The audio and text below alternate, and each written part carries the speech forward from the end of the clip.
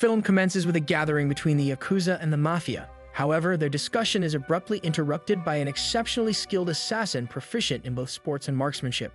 His agility is remarkable, swiftly incapacitating the Yakuza and Mafia members without mercy.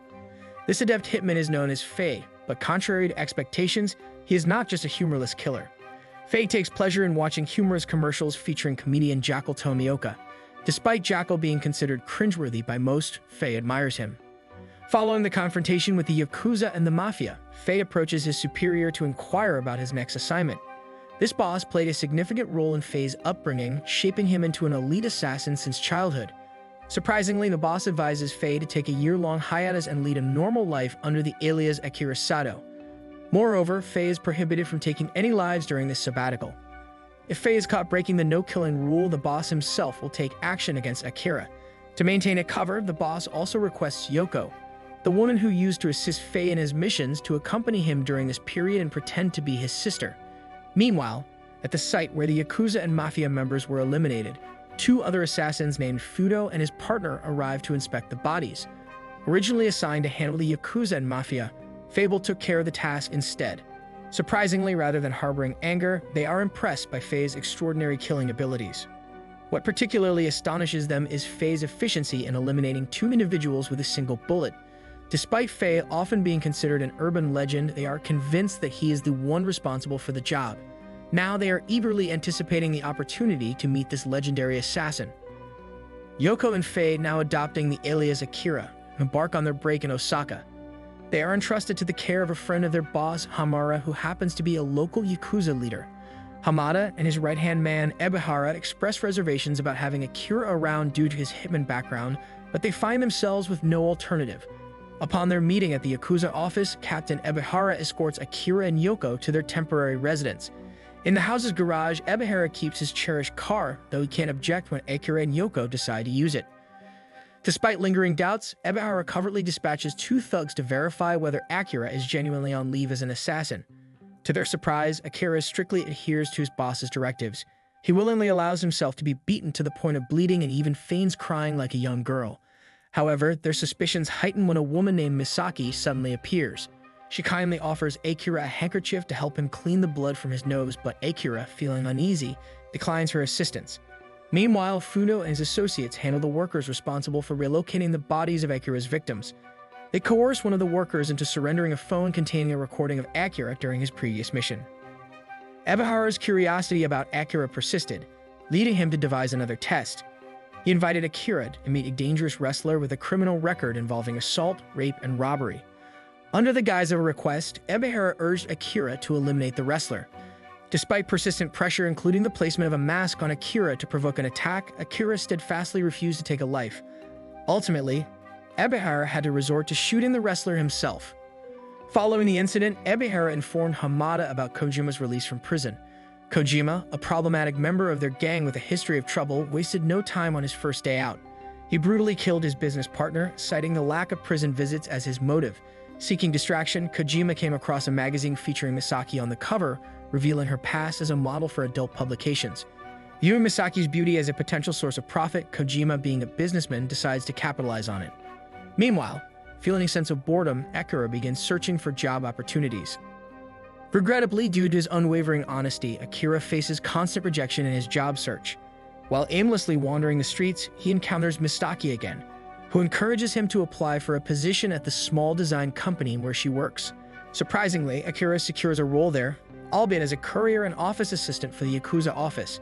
Ebihara warmly welcomes Kojima back into their fold despite Kojima's troubled history and the fact that he had been in prison for killing Ebihara's girlfriend.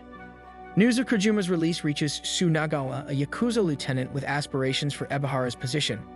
Nagawa plans to expose Ebihara for orchestrating Kojima's crime. Shifting back to Akira, he's invited to dine with his new colleagues. However, they are taken aback when they observe Akira eating peanuts and watermelon, skin included, leading them to assume he is financially struggling. This triggers memories for Akira of his childhood when his boss mentally trained him by forcing him to survive in the wilderness with only a knife for months. Following dinner, Akira decides to visit Ebihara's house. However, upon arrival, he unexpectedly comes face to face with Kojima.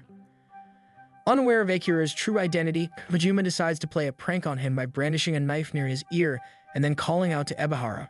However, upon discovering Ebihara, they find him having suffered a heart attack and lying in the bathroom. He is promptly rushed to the hospital for treatment. Concerned about Ebihara's well-being, he warns Kojima not to cause any trouble during his treatment. Despite this caution, it appears that Kojima forgets the warning, as not long after, he encounters Misaki and demands her participation in an adult video. Kojima threatens harm to those she cares about if she refuses. Misaki heads to Kojima's place to accept his offer. Shortly after, Fudo and his partner arrive, seizing both Kojima and Misaki before delivering them to Sunagawa. Upon learning of Kojima's abduction, Ebihara approaches Akira, urging him to assist in the rescue mission. Initially hesitant, Akira is swayed by Ebihara's enticing offer, the promise of his favorite car as a reward for help. Meanwhile, Sunagawa attempts to manipulate Kojima into speaking negatively about Ebihara, aiming to use it as grounds for expulsion from the Yakuza. However, Kojima defiantly counters by threatening Sunagawa, revealing that Ebihara is backed by a formidable assassin known as the Fable.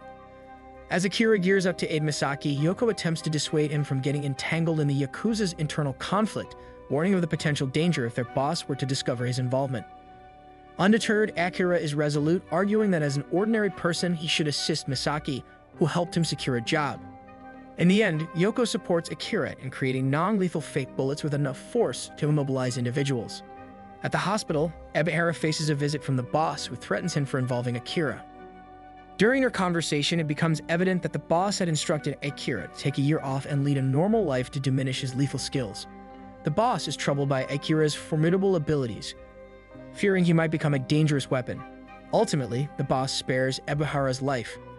With Yoko by his side, Akira heads to Sunagawa's headquarters. Successfully infiltrating the building, he immobilizes Nagawa's men who were about to harm Misaki. However, his task is far from over, as he must now extricate Kojima from a building teeming with Sunagawa's men.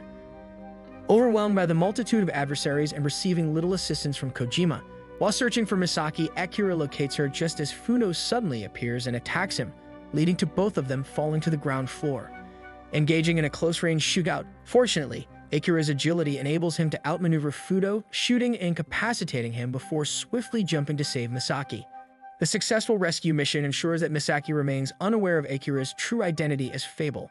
To further shield her, Ebihara's men disguise themselves as Fable and accompany her back home. Akira not only rescues Misaki without causing harm, but also executes his plan to avoid taking lives, leaving Sukahara's men Fudo and his partner alive. However, just when it appears that everything is settling down, an unexpected twist unfolds.